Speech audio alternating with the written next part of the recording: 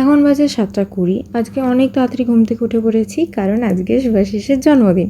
তাই একটু ভালো মন্দ রান্না করব বলে তাড়াতাড়ি উঠে পড়েছি।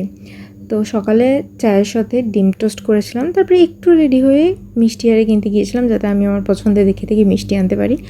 আর এসেই রান্না বসিয়ে দিয়েছি জলখাবারের জন্য। সুভাষিস ঘুগনি খেতে ভীষণ পছন্দ করে, তাই জন্য আমি এখানে ঘুগনি রান্না করছিলাম। আর আমি ঘুগনিতে সবাই তো গরম মশলা দেয়ই, আমি একটুখানি লাস্টে কাসুরি মেথি দিয়েছি, কারণ এটা সুভাষিস পছন্দ করে।